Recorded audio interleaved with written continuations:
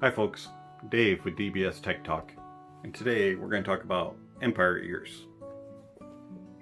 I want to thank Head-Fi and Empire Ears for giving me the opportunity to join the gear tour of the Empire Ears. And never thought I would get an opportunity to review a $3,500 IEM. But today we're going to review the Wraith by Empire Ears. I feel like I'm in a place that I've never been before, and that I'm not sure if I belong here. This is like scary but yet intriguing.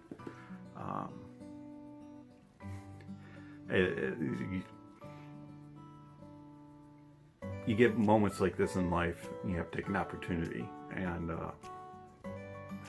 I'm just glad that I was able to have the opportunity to review these. I'm so thankful to Head-Fi and Empire Ears. Down below will be links to Empire Ears. It's going to describe all the technologies that are inside the Wraith. Please take a look at that, because they explain it a whole lot better than I ever can. And also there will be links down below for playlists that were used to test and review the Wraith, and also other information regarding the channel and all that kind of good stuff. So check out the links down below. Also, there will be a link to my written review that's on Head-Fi, and you can read that. There will be more information in that review than that's going to be said here in the video. So the Empire Ears Wraith comes in a box that's very similar to the Valkyrie. Has a sleeve that comes off. Put that back here. And then it says the Pursuit of Extraordinary. And just like the Valkyrie, it flips up and opens. And on the inside you have a cleaning cloth that is Empire branded. You also get a little thank you, and then it says that it's a genuine product.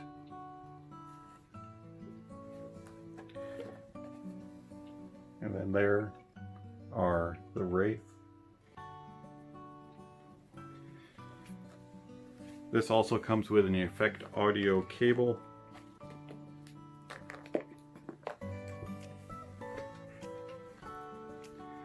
The Wraith have a very similar build to the Valkyrie. Just a little bit bigger of a shell and a little bit different shape. And they have that purple that is just absolutely stunning. Love that faceplate.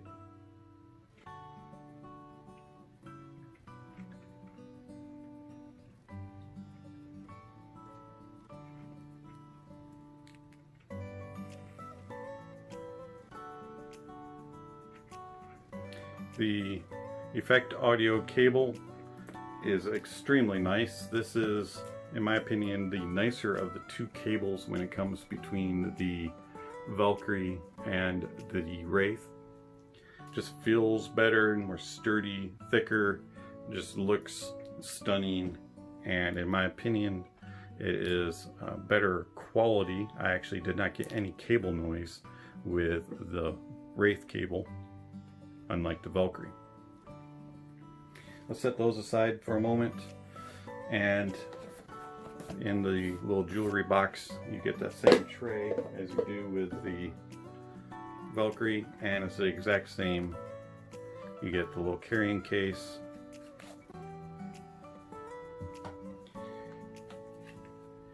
you get your final audio E-type or type E tip, excuse me, and your little cleaning tool.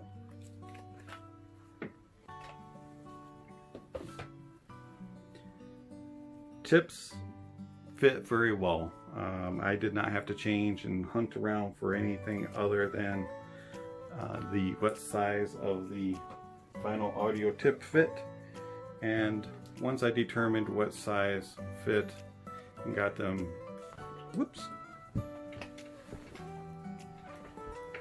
you all didn't see that. Once I got the tip put on, it just fit glorious. The comfort on the Wraith is actually a little bit better in my opinion than the Valkyrie. And I found that they are more comfortable by just a smidge, and even though that they're larger, they actually, the design of the shell fit a little bit better. And I find that these isolate better, and you do not get any driver base port flex when you insert them. That carrying case is just like the one that comes with the Valkyrie. Heavy duty, quality, everything just fits in there. Has a nice rubber inside that just protects it. And you don't have to worry about the Wraith bouncing around inside. It's just like the perfect size, and they have it built absolutely top notch on everything. And even though the accessories are limited, the quality is just insanity. So there might not be much quantity, but there definitely is quality. I find that I can wear the Wraith for about 8 hours without any discomfort, and I had no problems with it whatsoever with ear fatigue. And these are a 10 out of 10 for me. I love the purple, love the shell design. The angle on it is perfect for my ears, and the cable is the nicest IEM cable I've ever come across. Just like the Valkyrie, I'm going to have some notes here, so if you hear me flipping papers around, I do apologize. Alright, so some technical specs now. The Wraith have some insanity going on inside of them. These are an 11 driver per side, and that is by far the most drivers I've ever heard in an IEM. And I'm not usually a fan of a lot of drivers in IEMs, but the Valkyrie surprised me with its tri-bid, so how about we go almost 4 times as many?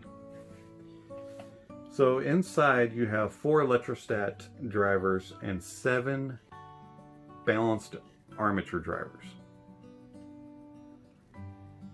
You also have, well, that breaks down to 2 low, 3 mid, 2 high, and 4 super high. So the electrostats do the super high treble. Everything else is handled by the balanced armatures. Inside you also have the EVEC, or the Empire Intelligent Variable Electrostatic Controls, to make sure that the E-stats are working properly and running properly and getting the correct juice and all that kind of stuff. And then you also have a 5-way SYN-X crossover. You have the ARC, or arc resonance mitigation technology, which is the technology that Empire uses inside the shells to help with the resonance. And it has a frequency response of 20 Hertz to 100 kilohertz. And you'd have to be a dog or something, or a bat, I'm not sure, in order to be able to hear that 100 kilohertz. But who knows, maybe some of you can. And I'll admit it, I couldn't hear it 100 kilohertz. They have a impedance of 4 ohms and a sensitivity of 117 decibels. So there's a lot going on. Again, I recommend that you check out the link down below for the Empire Ears website, so you can read up on that technology, as they will explain it a whole lot better than I ever can.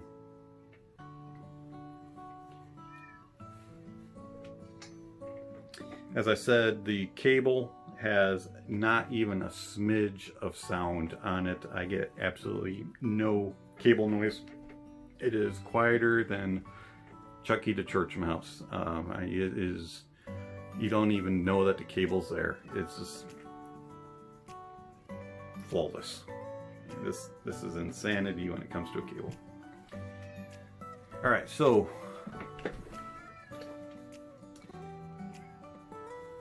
how does the Wraith sound?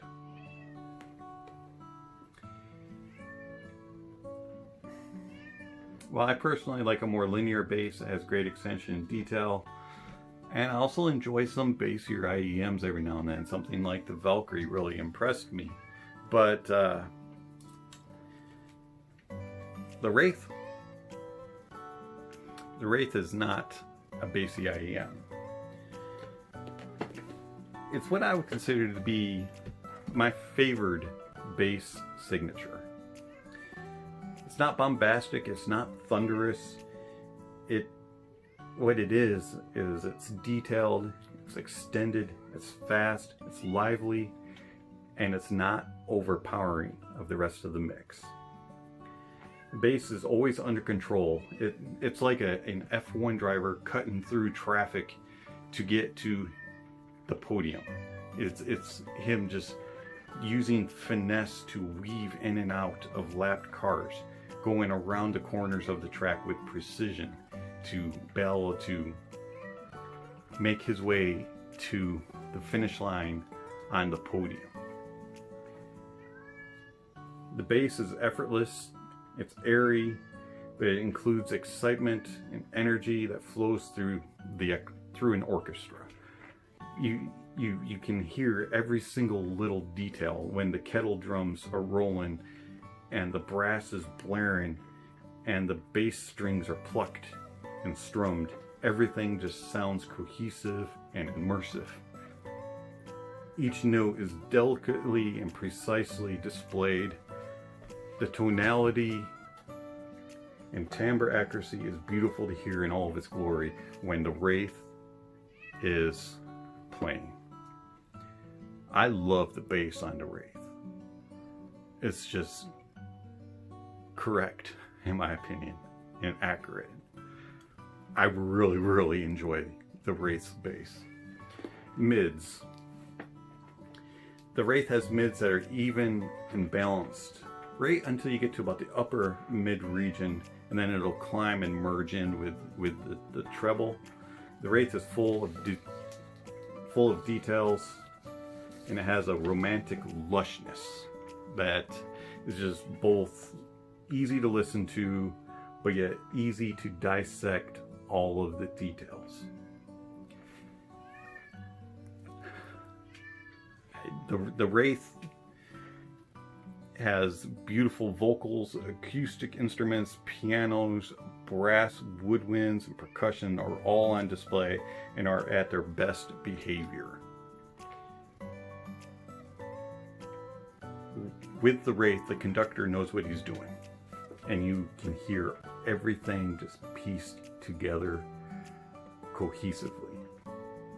Everything flows naturally together, and it plays with ease. There's an airy character to the mids that make the music just sound natural. Timbre, tonality are all well represented. Details are presented in a friendly way. It's like when a waiter comes to you and he has a silver platter with your steak of choice on it. And he has a smile on his face because he's confident that you're going to enjoy what he is serving. That's the way the Wraith is. It's confident in what it's producing because it knows that you're going to enjoy it. There's not a hint of sibilance or harshness on the Wraith. It's just crazy how smooth they are. Unlike the Valkyrie, the mids are balanced and even and well controlled. They do not have that little bit of upper mids harshness and shoutiness. The Wraith is amazing in the mids. Treble has a little bit of a laid-back signature to it. It has an engaging treble, and it's going to bless your ears when you hear it. But at the same time, it is a little bit on the laid-back and chill side. It has energy and air, but it does have its moments where you just wish you had a little bit more. The Wraith has resolution that is just crazy. This is by far, with no doubt, the most resolving IEM I have ever heard. There's not a sniff of harshness around.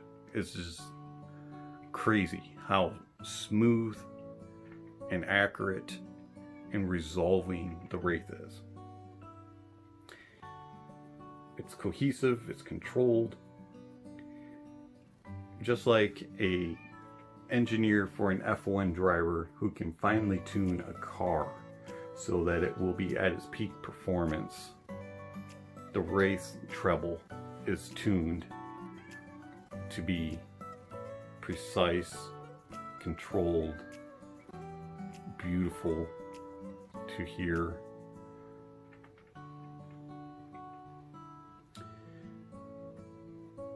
Soundstage. Now the Valkyrie was like sitting on the front row behind the orchestra pit with a big huge subwoofer sitting on stage. The Wraith, on the other hand, is like being on the front row of the balcony, sitting back and up so that you can see all the stage, you can see the orchestra pit, you can see the conductor, and you can see everything that's going on, and you can hear everything that's going on, and it's airy and it's floating around you, and it just envelops you in this just beautiful environment of sound and music.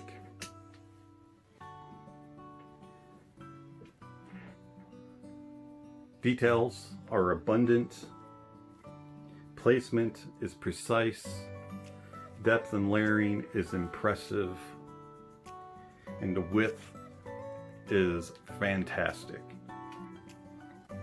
The Valkyrie subwoofer is like a subwoofer front and center on stage when it's controlled, power, and authority. The Wraith is, as I said, like the subwoofer is placed discreetly on stage to blend in with the rest of the mix. The Wraith also puts you in the seat when the ticket wasn't available for purchase.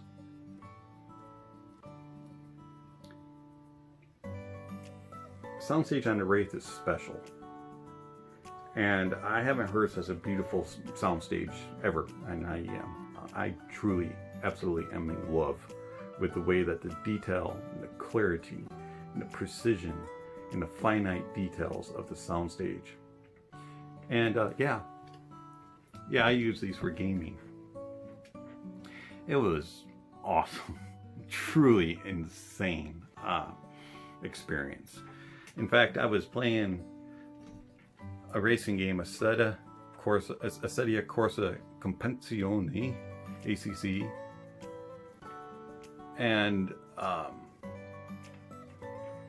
cars whizzing around me, every little detail coming out from the track, tires scrubbing, brakes squealing, people chirping from the stands, little pebbles bouncing up, hitting the fenders, loud crunches when I actually crashed. Yeah, I'm not very good. All kinds of stuff. It was just fantastic, and I absolutely loved using the Wraith for gaming.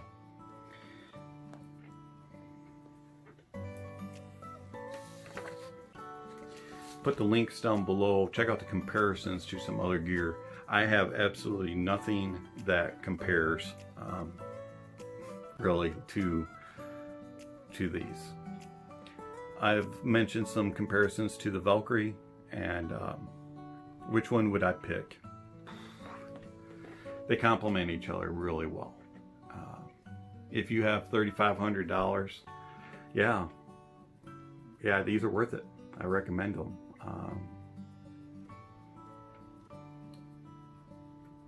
If you want a fantastic sound that's just lush, laid back, and just beautiful to behold, I recommend a Wraith. If you want something a little more bombastic, a little bit more energetic,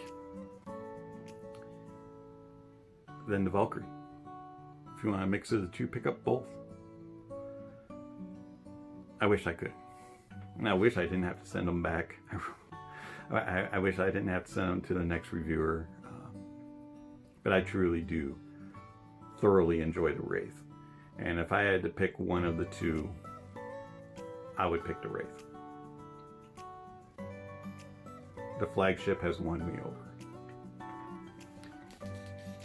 This has been Dave with DBS Tech Talk. Thank you for watching, and I'll catch you on the next video. Speaking of next video, somewhere on the screen is a subscription link and a notification bell. If you haven't already, please check those off. Check out the links down below for links to PayPal, Patreon, and all kinds of other ways that you can support the channel, and also for the Empire Ears website, and for the written review that's on Headfire. Thanks, and have yourself a great day.